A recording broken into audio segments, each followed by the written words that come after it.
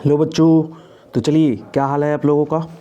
तो आज हम लोग ऑब्जेक्टिव करने के लिए जा रहे हैं क्लास 10th के कुछ क्वेश्चन को करेंगे। टोटल आपको 60 क्वेश्चन करवाया जाएगा जो कि ऑब्जेक्टिव होगा। इस तरह से टोटल आपको 10 जो है सेट करवाया जाएगा मैथ का और सभी सब्जेक्ट का। तो आप लोग ऑब्जेक्टिव यदि अच्छे से करके जाइएगा तो आपको मालूम है कि इस बार ऑब्जेक्टिव क्वेश्चन आपके बोर्ड एग्जाम में बहुत ज़्यादा होगा। ठीक है, तो चलिए हम शुरुआत करते हैं। और यदि आप आज हमारे पहली बार चैनल पे आए हैं तो चैनल को सब्सक्राइब जरूर कर दीजिएगा, क्योंकि आपको बिहार बोर्ड का जो हैवी है question, most important question objective आपको करवाया जाता है हमारे इस यूट्यूब चैनल पे। ठीक है, तो चलिए पहला क्वेश्चन क्या है। पहला क्वेश्चन है, यदि sine theta is equal to cos theta तो थीटा का मान कितना होगा। तो देखिए बहुत ही अच्छा क्वेश्चन है और इसके लिए आपको क्या मालूम होना चाहिए। ये जो टेबल होता है ना, sine cos tan cosec sec zero का वैल्यू कितना होगा, आपको क्लास में रटवाया भी गया होगा। तो चलिए पहला का आंसर आप बोलिए क्या होगा आपका। क्या कहाँ पे, यानी कि कौन सा ऐसा वैल्यू है जहाँ पे साइन थीटा और कोस थीटा का वैल्यू बराबर होगा। तो जल्दी से चलिए जवाब दीजिए। तो चलिए इसका सही जवाब जो है आपका क्या होगा, डी होगा। पहला का सही जवाब क्या होगा आपका, डी होगा। कितना होगा, 45 डिग्री। ठीक है ना, कितना हो जाएगा, 45 डिग्री। तो चलिए जल्दी से, यदि आप नोट भी कर रहे हैं तो नोट कर लीजिए जल्दी से। तो क्या होगा हमारा आंसर, 45 डिग्री। देखिए मैं सर्कल लगा दूंगा ताकि आपको आसानी हो। तो ये हमारा 45 डिग्री। ठीक है, चलिए अगला क्वेश्चन करते हैं। तो अगला क्वेश्चन क्या है हमारा, देखिए आपके सामने में क्वेश्चन है। क्वेश्चन में क्या कहा जा रहा है कि एक वृत्त का व्यास 14 सेंटीमीटर है, यानी कि आपको क्या दिया हुआ है, व्यास दिया हुआ है और इसकी परिधि निकालनी है। तो बहुत ही इजी क्वेश्चन है। आप लोगों को मालूम है कि वृत्त का परिधि क्या होता है, ठीक है, 2πr होता है। तो आपको क्या दिया हुआ है, व्यास दिया हुआ है। दो व्यास यदि आपको दिया हुआ है तो यहाँ से आप क्या कर सकते हैं, इस क्वेश्चन को सॉल्व कर सकते हैं। तो सॉल्व करने के बाद जल्दी से बताइए आपका क्या आ रहा है आंसर। मैं आपका क्वेश्चन का इंतज़ार कर रहा हूँ, जल्दी से बताइए। देखिए यहाँ पर जो है आपको क्वेश्चन में जो है थोड़ा सा मैं बता देता हूँ। यहाँ पे देखिए क्वेश्चन में जो है सबसे पहली बात कि आपको दिया हुआ है कि वृत्त का व्यास, तो वृत्त का व्यास यानी कि आपको डायमीटर दिया हुआ है। डायमीटर कितना दिया हुआ है, तो डायमीटर आपको दिया हुआ है 40 सेंटीमीटर। कितना है, 40 सेंटीमीटर। ठीक है, तो देखिए इसका हमें परिधि ज्ञात करना है तो क्या होता है, 2πr होता है। ठीक है ना, 2πr। तो ये जो आपका 40 सेंटीमीटर है तो इसको यदि हम हाफ कर दे तो फाइनली ये हमारा कितना हो जाएगा, तो ये फाइनली हमारा जो हो जाएगा, यानी कि यहाँ से हमारा रेडियस निकल करके आएगा। ये रेडियस निकल करके आएगा तो रेडियस हमारा कितना हो जाएगा, तो रेडियस हमारा इससे कैंसिल आउट करेंगे तो 7 हो जाएगा। ठीक है, तो ये जो 7 हो जाएगा तो इसके वैल्यू को हम क्या करेंगे, पुट करेंगे इस वाले फॉर्मूला में, है ना। इसके वैल्यू को पुट करेंगे इस वाले 2πr के फॉर्मूला में। तो चलिए पुट करते हैं, उससे पहले इसे हटा लेते हैं। तो ये हमारा r का वैल्यू कितना आ गया, 7 आ गया। तो चलिए 7 जब हमारा वैल्यू आ गया है तो हम क्या करेंगे, जल्दी से इसे रख देते हैं। इस वैल्यू में हम जल्दी से क्या कर देते हैं, इसे रख देते हैं। ठीक है, तो देखिए क्या आता है हमारा बच्चों, एकदम बहुत ही इजी क्वेश्चन है आपका, बहुत ही इजी क्वेश्चन है। तो क्या हो जाएगा हमारा, जल्दी से जवाब दीजिए। चलिए जल्दी से बताइए क्या हो जाएगा। चलिए तो इस क्वेश्चन का राइट आंसर आपका क्या हो जाएगा, 2πr में बस आपको क्या करना है, r का वैल्यू हमारा कितना निकल कर आ रहा है, 7 आ रहा है, और पाई का कितना होता है, 22/7 होता है, और ये 2 होता है। तो आपका राइट आंसर कितना आ रहा है। चलिए इस क्वेश्चन का जो राइट आंसर होगा, ऑप्शन होगा आपका डी। क्या होगा आपका, डी होगा। ठीक है ना, इसका राइट आंसर आपका क्या होगा, डी होगा। तो दूसरे का भी राइट आंसर दोस्तों डी होगा। जल्दी से आप इसे भी नोट कर ले, यदि समझ में नहीं आया होगा तो मैंने आपको बता दिया है। तो क्या होगा इसका राइट आंसर, डी होगा। दूसरे वाले क्वेश्चन का राइट आंसर डी होगा। तो चलिए अब तीसरे क्वेश्चन की ओर चलते हैं। तीसरा क्वेश्चन भी हमारा जो है आपको जो है दिया हुआ है कि बिंदु -5 और 7 और -1 और 3 के बीच की दूरी क्या है। देखिए आप कोऑर्डिनेट सिस्टम के बारे में पढ़े होंगे, आपको जो है कोऑर्डिनेट सिस्टम के बारे में ज़रूर क्लास में पढ़ाया गया होगा। तो कोऑर्डिनेट सिस्टम से इस क्वेश्चन को आप सॉल्व कर सकते हैं। तो जल्दी से बताइए दोस्तों इसका क्या होगा राइट आंसर। ठीक है, जल्दी से बताइए इसका राइट आंसर क्या होगा। चलिए जल्दी से रिप्लाई कीजिए। तो देखिए इस क्वेश्चन का जो राइट आंसर होगा ये हमारा क्या होगा, सी होगा।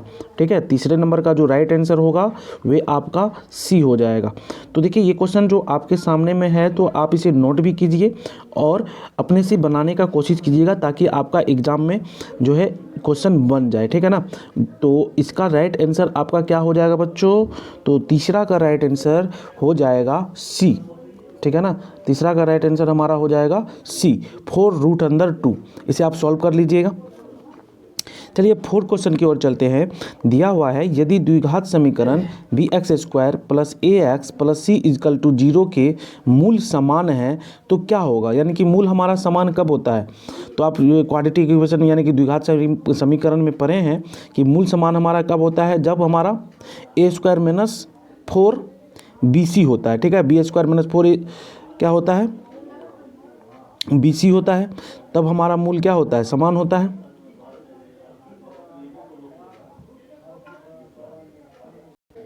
ठीक है, तो 4 नंबर का आपका क्या होगा राइट आंसर।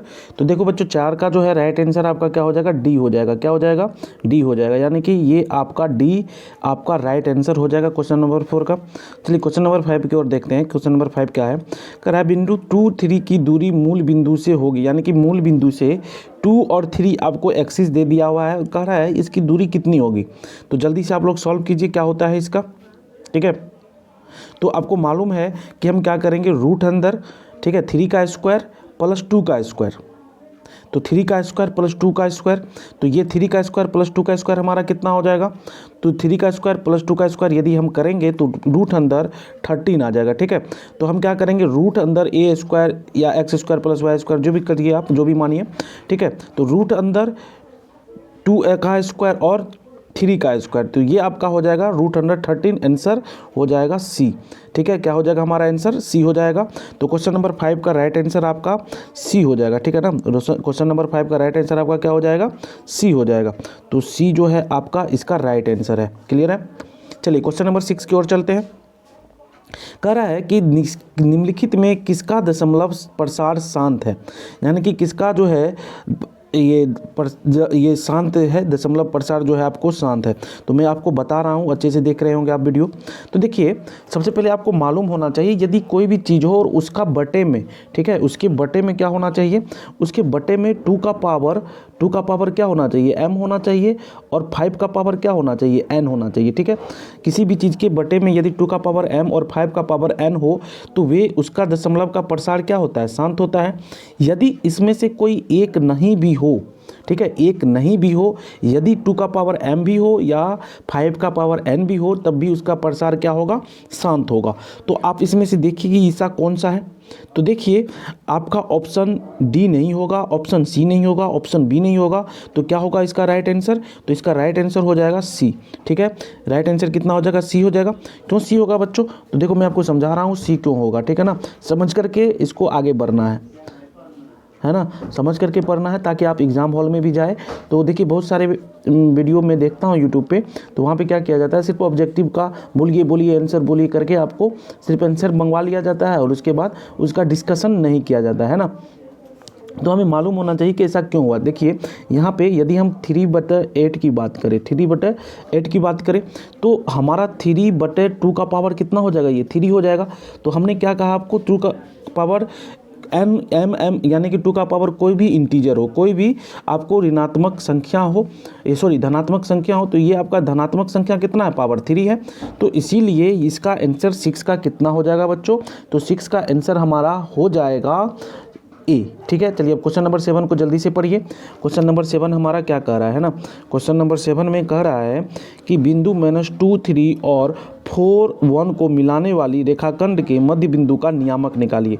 तो आपको नियामक निकालने के लिए सिखाया गया है, तो आप जो है नियामक जो है निकाल सकते हैं कि नियामक हम किस प्रकार से निकालेंगे। तो चलिए जल्दी से आप लोग नियामक निकालिए। आप लोग को जो भी चीज़ आता है आप ट्राई कीजिए मेरे साथ, अपने हाथ में कॉपी और कलम ले करके, कि आप इसका आंसर को निकाल करके हमें बता दें। ठीक है, तो चलिए जल्दी से आप बताइए इस क्वेश्चन का राइट आंसर क्या होगा, इस क्वेश्चन का राइट आंसर क्या होगा, आप जल्दी से बताइए।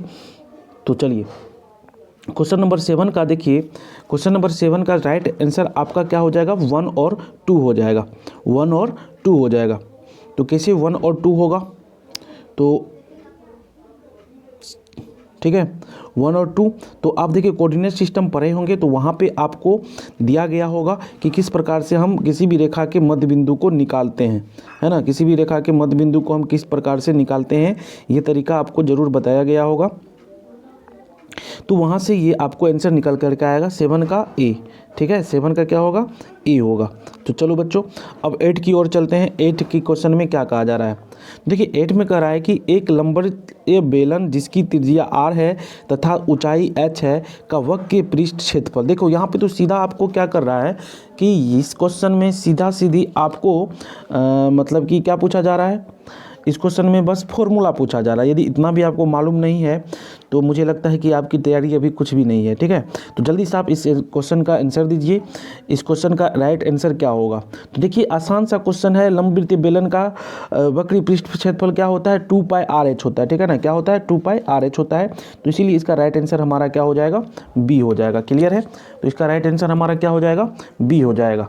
तो एक बार मैं जितना क्वेश्चन मैंने 8 क्वेश्चन करवाया है सब में एक बार टिक लगा दूँ। पहले का डी हो जाएगा, ठीक है, दूसरे का डी हो जाएगा, ठीक है, तीसरे का हमारा क्या हो जाएगा, सी हो जाएगा, चौथे का क्या हो जाएगा, डी हो जाएगा, पाँचवें का सी हो जाएगा, छठे का क्या हो जाएगा, ए हो जाएगा, सातवें का क्या हो जाएगा, ए हो जाएगा, आठवें का क्या हो जाएगा, बी हो जाएगा। अब चलिए क्वेश्चन नंबर 9 की ओर चलते हैं।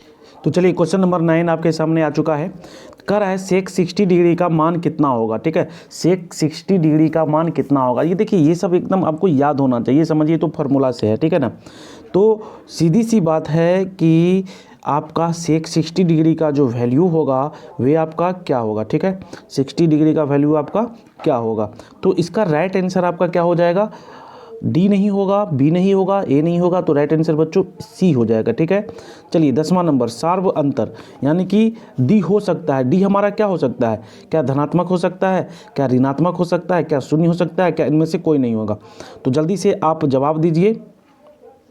सार्व अंतर दी क्या हो सकता है, तो जो सार्व अंतर दी होता है तो वे आपका जो डिफरेंस होता है, तो डिफरेंस क्या होता है, मान करके चलिए हम बात करते हैं। मान करके चलिए दिया हुआ है -2 -4 सॉरी -2 -4, ठीक है, इस तरह से दिया हुआ है। तो इसका यदि हम सार्व अंतर निकालेंगे तो क्या निकलेगा, तो इसका जब हम सार्व अंतर निकालेंगे तो सार्व अंतर क्या होगा, इनमें से कोई नहीं होगा ना धनात्मक। ये देखिए सार्व अंतर जब भी होता है तो क्या होता है, सॉरी कह रहा है इनमें से सभी। तो सार्व अंतर जब भी निकालेंगे तो देखिए सार्व अंतर जो है आपका पॉजिटिव भी हो सकता है, सार्व अंतर आपका नेगेटिव भी हो सकता है। डिपेंड करता है कि आपका जो दिया हुआ है एपी, यानी कि आपका जो दिया हुआ है जो भी है ना, जैसे मान करके चलिए यदि दे दिया जाए आपको 2 3 5 इस तरह से, तो वहाँ पे आपका क्या हो जाएगा, तो जो सार्व अंतर होगा वे हमारा जो है पॉजिटिव हो जाएगा। लेकिन उल्टा यदि दे दिया जाए 5 3 2, ठीक है, तो यहाँ पे सार्व अंतर क्या हो जाएगा, तो देखिए यहाँ पे जो सार्व अंतर होगा, सॉरी यहाँ पे 4 भी होगा, ठीक है, यहाँ पे 4 भी होगा। तो जो सार्व अंतर होगा, जो सार्व अंतर होगा वे हमारा नेगेटिव भी हो सकता है, पॉजिटिव भी हो सकता है। इसके आधार पे तो हम कह सकते हैं, हम क्या कह सकते हैं, तो हम कह सकते हैं कि जो हमारा सार्व अंतर होगा वे क्या हो सकता है, तो सार्व अंतर हमारा सभी होगा, 0 भी हो सकता है। यदि आपको कोई चीज़ हो 2 2 2 करके है और कह रहा है कि उसको करने के लिए, तो हमारा क्या होगा, वे भी हो सकता है ना। तो चलिए इसका राइट आंसर जो है हम लिख देते हैं, और आपको पहला 9 क्वेश्चन का जो है आंसर मैंने आपको बता दिया है। तो 9th का जो आंसर होगा वे आपका क्या होगा, 9th का आंसर 2 हो जाएगा, यानी कि सी, और इसमें क्या हो जाएगा, डी हो जाएगा। ठीक है, अब देखिए 5 + 3 √2 है, क्या है ये, परिमेय संख्या है या अपरिमेय संख्या है या पूर्णांक संख्या है या इनमें से कोई नहीं है। तो मैंने आपको पढ़ाया है क्लास में, ठीक है। 5 देखिए आपका क्या है, परिमेय संख्या, और 3√2 क्या है हमारा, अपरिमेय संख्या। जब हम परिमेय संख्या को अपरिमेय संख्या में जोड़ते हैं तो क्या होता है, वह भी एक अपरिमेय संख्या बनता है बच्चों, इसीलिए इसका आंसर बी हो जाएगा। ठीक है, इसका आंसर क्या हो जाएगा, बी हो जाएगा, अपरिमेय संख्या। ठीक है, अब देखिए 12 नंबर का क्वेश्चन आप लोगों के सामने है, जल्दी से आप जवाब दीजिए। निम्न में से कौन अभाज्य संख्या है, तो अभाज्य संख्या किसे कहते हैं, जिसमें किसी से भाज्य ना हो, वो किसी से मतलब भाग ना लगे उसमें, उसे हम क्या कहते हैं, अभाज्य संख्या कहते हैं। तो इसमें से देखिए 6 और 3 है, तो इसमें 3 से डिवाइड ये हो जाएगा। उसके बाद 6 और 9 है, इस दोनों को यदि जोड़िएगा तो इसमें भी आपको 3 से डिवाइड हो जाएगा। 2 और 8 है, तो लास्ट में कितना हमारा है, 8 है। तो किसी भी संख्या के अंत में 2 4 8 6 0 हो तो उसमें 2 से भाग लग जाता है। यदि संख्या का योग ठीक है, जैसे आपको 6 और 9 है, इस दोनों को जोड़ेंगे तो 15 हो जाएगा।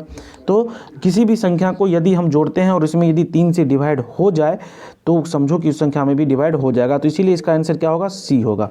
ठीक है, इसका राइट आंसर क्या होगा, सी नंबर होगा। अब चलिए क्वेश्चन नंबर 13 की ओर चलते हैं।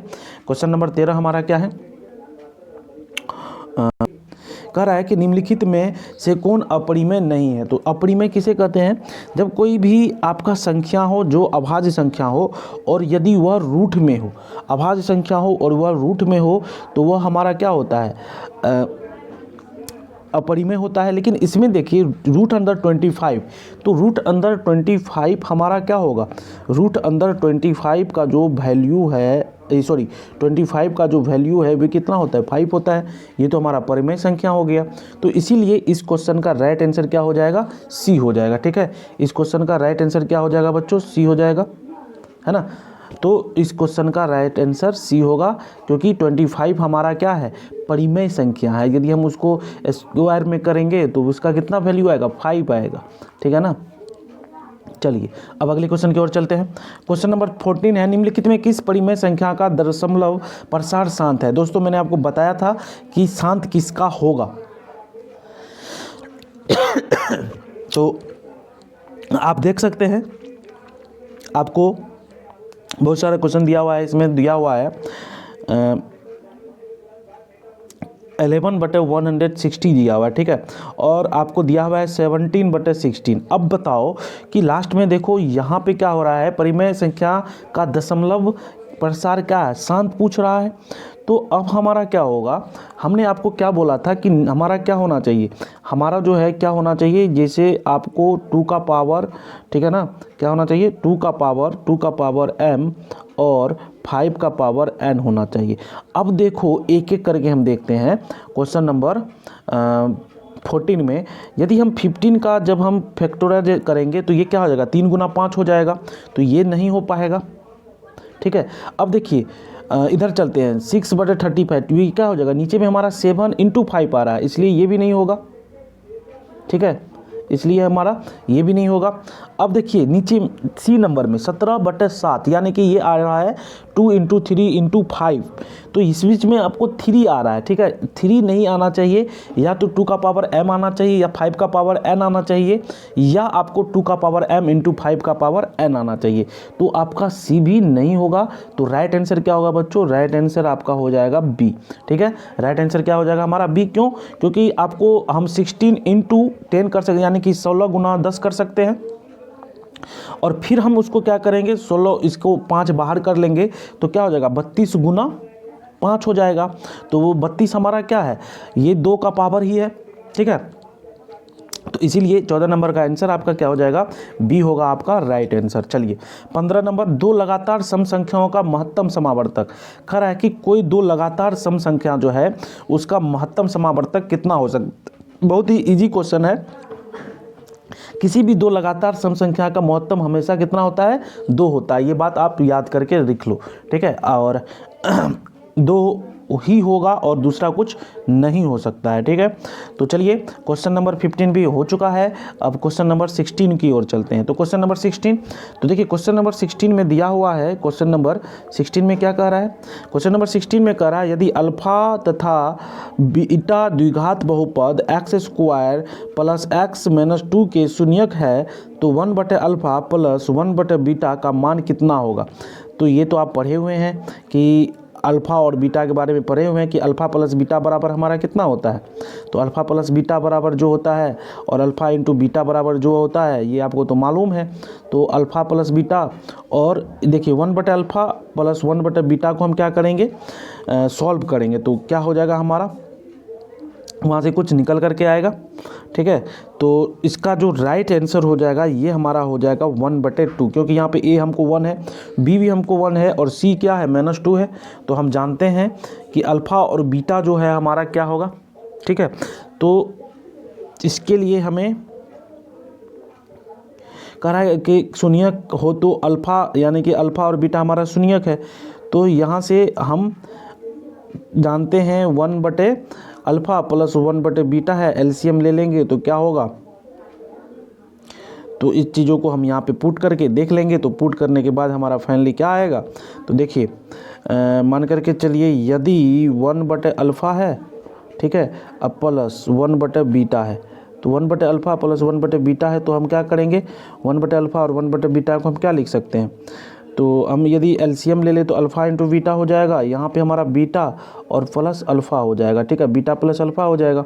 तो हमें मालूम है बीटा यानी कि अल्फ़ा प्लस बीटा क्या होता है, अल्फ़ा इंटू बीटा क्या होता है, उसके वैल्यू को जब हम रखेंगे यानी कि क्या होगा, एक होता है -b/1 और होता है एक c/1, दोनों वैल्यू को जब हम रखेंगे तो फाइनली हमारा दोस्तों निकल करके 1/2 आ जाएगा, ठीक है। अल्फ़ा प्लस बीटा और अल्फ़ा इंटू बीटा आपको मालूम होना चाहिए, तो मैंने आपको बता दिया कि कैसे क्या करेंगे, इस दोनों का एलसीएम ले लेंगे, ठीक है ना।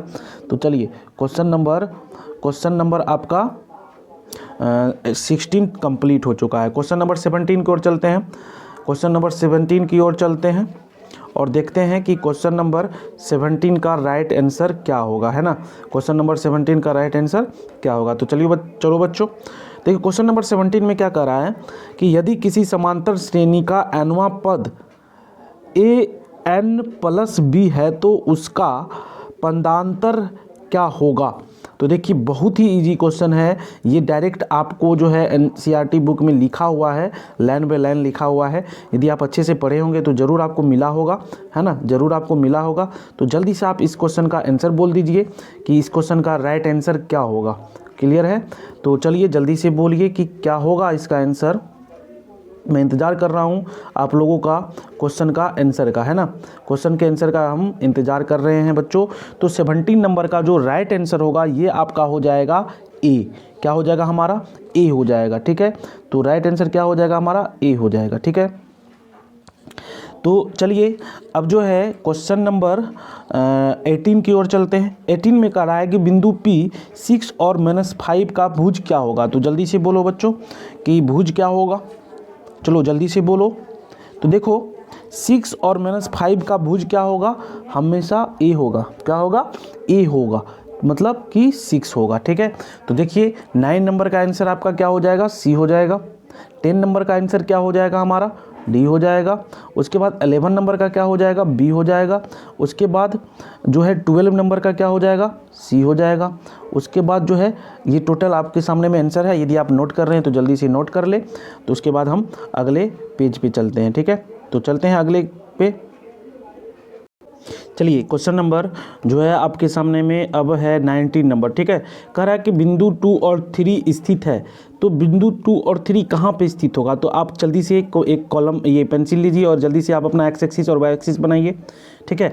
एक्स देखिए आपका प्लस और वाई भी प्लस, कौन सा पद में होगा, अब जल्दी से आप इसे देख लीजिए कौन सा पद में होगा। बहुत इजी क्वेश्चन है, दोनों जो है प्रथम पाद में होगा, ठीक है। दोनों किस पाद में होगा, प्रथम पाद में होगा। एकदम से इजी क्वेश्चन है, इसमें कुछ तो है ही नहीं। तो इसका आंसर क्या हो जाएगा, ए हो जाएगा। चलिए क्वेश्चन नंबर 20 को और चलते हैं। क्वेश्चन नंबर 20 में क्या दिया हुआ है, कह रहा है कि यदि x = a y = b तो समीकरण x - y = 2 और x + y = 4 के हल हो तो a और b का मान क्या होगा। बहुत ही इजी क्वेश्चन है, ठीक है। देखिए x - y और x + y 2 और 4 है, तो यहाँ से y हमारा कैंसिल हो जाएगा। दोनों इक्वेशन को हम क्या कर लेंगे, जोड़ लेंगे। उसके बाद हमारा क्या हो जाएगा, 2x = 6 यानी कि x = हमारा क्या हो जाएगा, 3 हो जाएगा। तो देखिए 3 में हमारा 3 दिया हुआ। अब हम पुट कर देते हैं किसी भी इक्वेशन में यदि हम पुट कर देंगे तो क्या हो जाएगा। तो देखिए x - y तो x - y = कितना, 2 है, ठीक है। तो x हमारा 3 निकल करके आ रहा है, तो हम लिखेंगे 3 माइनस, ठीक है, y = 2। तो हमारा y = कितना आ जाएगा, तो 2 और इधर आ जाएगा -3। तो यहाँ से हमारा y = कितना आ जाएगा, तो y = जो है आपको -y = माइनस कितना आ जाएगा, 1 आ जाएगा। तो 1 माइनस कैंसिल हो जाएगा, तो y = कितना हो जाएगा।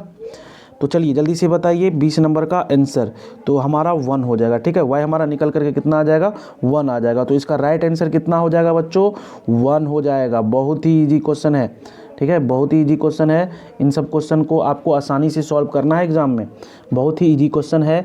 और मैं पर डे आपको ऑब्जेक्टिव क्वेश्चन करवाऊंगा, ठीक है, आपके एग्ज़ाम तक। कम से कम यदि आप इतना पढ़ के जाओगे तो यकीन मानो कि आप कहीं भी कभी भी फेल नहीं हो रहे हो, ठीक है ना, कभी भी किसी भी हाल में आप फेल नहीं होगे। तो इसका राइट आंसर हमारा क्या हो जाएगा, तो राइट आंसर जो है बच्चों हो जाएगा क्वेश्चन नंबर 20 का सी। चलिए डी का क्वेश्चन पढ़िए और जल्दी से आंसर दीजिए। डी का क्वेश्चन पढ़िए, बहुत ही इजी क्वेश्चन है। कह रहा है कि समीकरण, ठीक है, समीकरण x square plus 2x plus 4 x square plus 2x plus 4 is equal to 0 के मूलों के प्रकृति है। क्या है इसके मूल का प्रकृति, क्या हो सकता है? तो आप मूल निकालिए जल्दी से, आपको मूल निकालने के लिए आता है।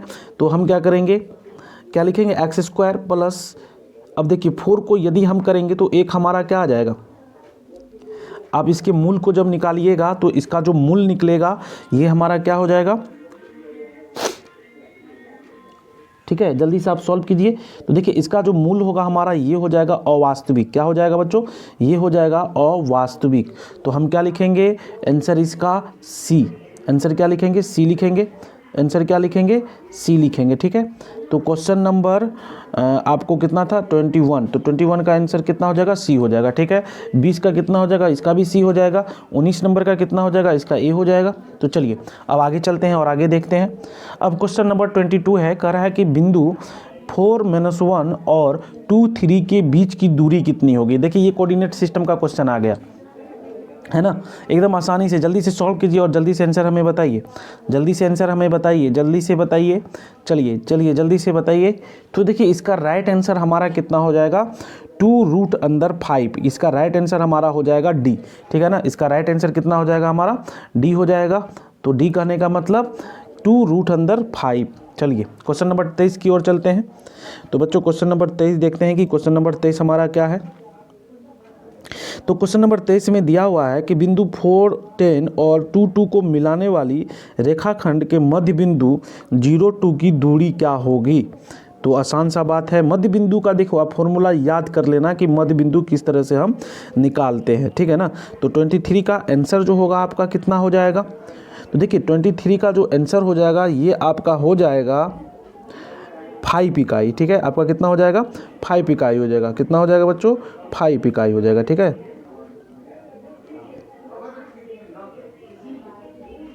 क्लियर है।